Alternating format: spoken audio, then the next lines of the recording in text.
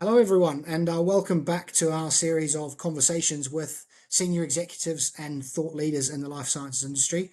I'm very pleased to be joined from Michigan today by very old friend and colleague of mine, Alicia Goodman. Alicia, hello. Hi, it's nice to be called old right at the start of the call. Thanks. I meant old in terms of the duration we've known each other rather than Sure. referring to anybody mature, exactly. As you can see, we're going to have a fantastic, fun and lively chat this afternoon. Doing this remotely for the first time, so we're going to test out how the technology goes. But Alessia, maybe just for our viewers, a bit of an overview of your career and how you got into the sorts of roles that you're in today. Yeah, so I hate to say, to go with the whole old theme, I started over 30 years ago in HR, and I've been in just a huge variety of roles. I've done specialist roles like L&D, so learning and development. I've done compensation, I've done talent acquisition, but I'm more in the generalist space. And so I've had kind of the background of a lot of jobs, but really enjoy kind of overseeing everything. Risen through the ranks like many people have, just through some different opportunities. I've worked and lived abroad over in Europe, which is actually where you and I met, in Switzerland. Lived in London. um, got into the pharma space about, golly, 15 years ago. Maybe it Probably was, about right. Mhm. I know, right? I can't even remember. Back when um, I had as much hair as you do. Mine was probably a different color, so there you go, hair changes. So started with Novartis over there. And when I left Novartis, did some consulting for some, smaller startups. And I've really enjoyed kind of being in the biotech space for about 10 years now. So that's kind of where I'm sitting and where I'm living right now. And that must be a really big difference, a big change going from. I know when you and I first met, you were John Simons, the CFO's sort of HR advisor at Novartis, and then moving into that smaller biotech world. What's different, and maybe what are the surprising similarities between those two sorts of organizations? Yeah, let me start with the similarities. The similarities is you never have enough resources. I used to laugh when I would go, like, the first time I went to a small company, I kind of understood. I was coming from this massive, company of Novartis, and they're like, oh, here you've got to roll your sleeves up, and I'm thinking, why well, I had to do that at Novartis too? I Yeah, don't remember anyone just sitting back and saying, oh, here, let everyone else do the work.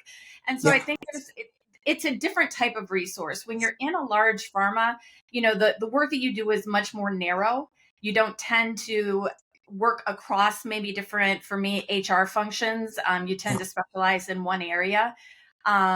Whereas in a smaller company, that's where you would see some of the differences. So resource constraint is resource constraint. No company is throwing money at you and giving you all the yeah, resources that you want.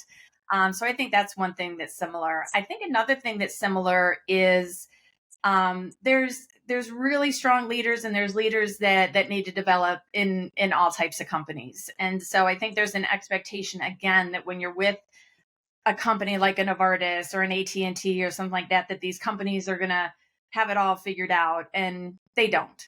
The systems don't always work. It's, yeah. some leaders are stronger than others. So I think that's the same in small companies as well, which I think people don't always expect. And as you think about that transition into biotech, and obviously you've been in that space a little while now, what are the big, not just HR talent related issues, but what are the big issues from your perspective facing biotech leaders today? Yeah. So from the people front, I think one of the biggest challenges is where the workplace is. Yeah, So, the conversation about remote work has led into me a really different conversation, which is, how do you develop people that aren't in the office? And I think people that are new to the workplace, and many of them the past couple of years haven't even been into an office. So they don't understand kind of what that mentality meant, why you would have gone into the office. And I think I'm a huge proponent of being in the office. I think you get to develop on the job better. I think having those face-to-face interactions and getting to know people is really, really important. But I also realized that that's not for everybody. And there are constraints that were recognized during, the shutdown of COVID, that many companies are still struggling to adapt to right now.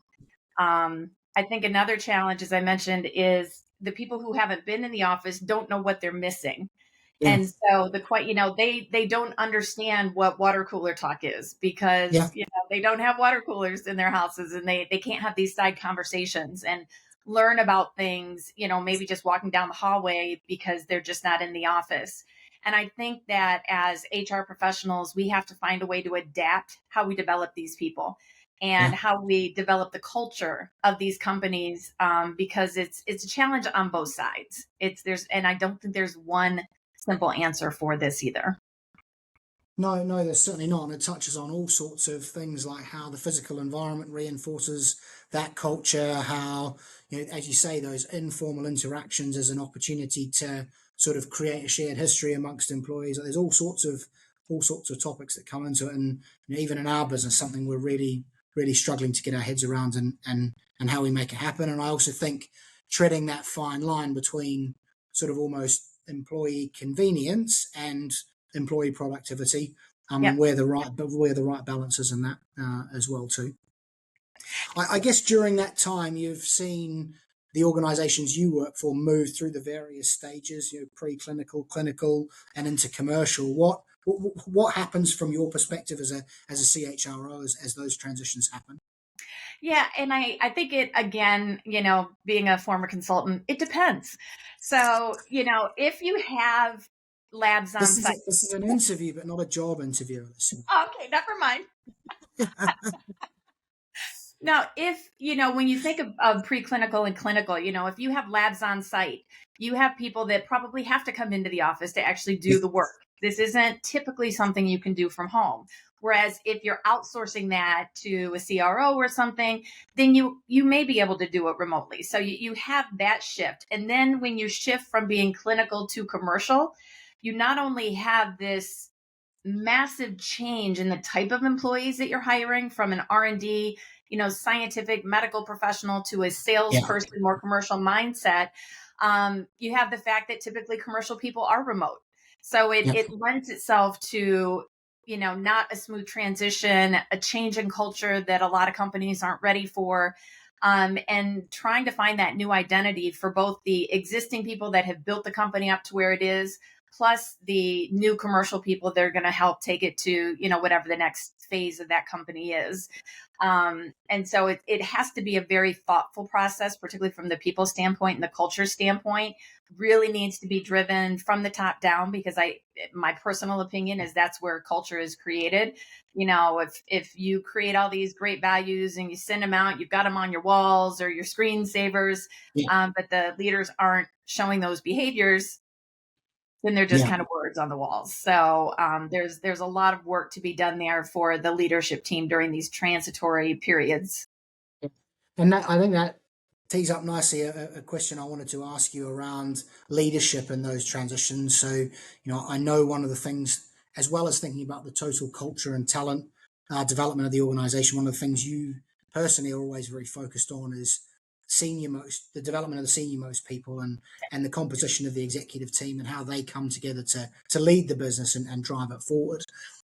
What's your perspective on the need for leadership style to adapt, and maybe even leaders themselves to change as you go through that cycle? Can one person lead an organization through all those different parts of the cycle? Yeah.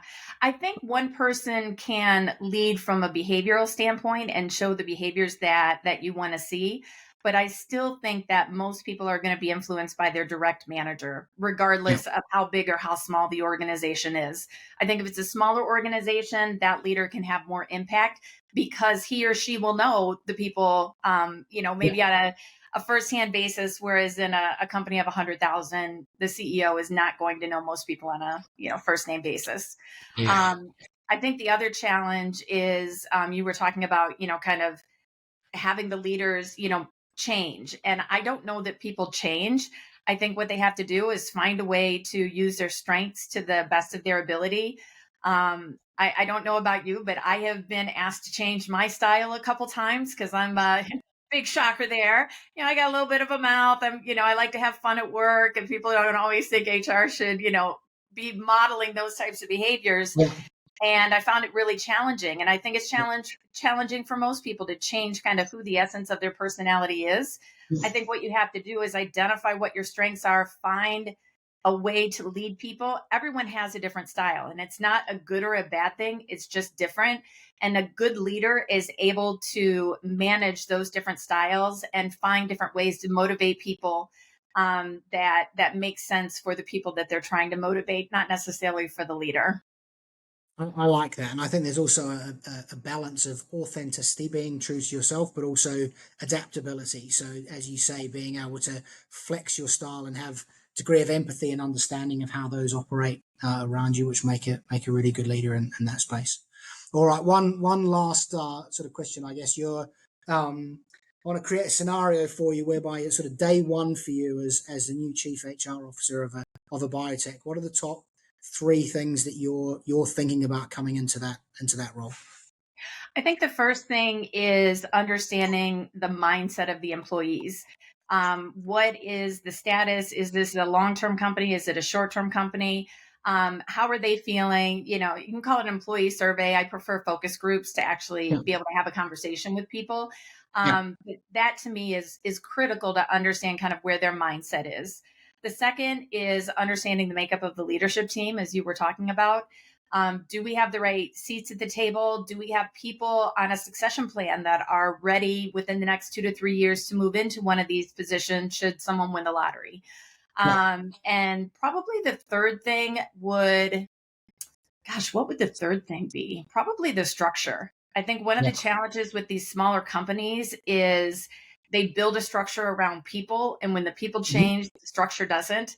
And so the structure doesn't always make sense when you come in, maybe after some people have left and you're kind of like, well, why is this reporting here? And what? And so I think the structure is probably the third thing I would look at. yeah. Okay, that's great.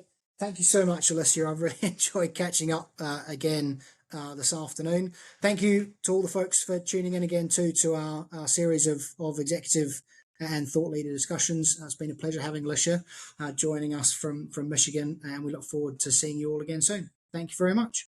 Cheers.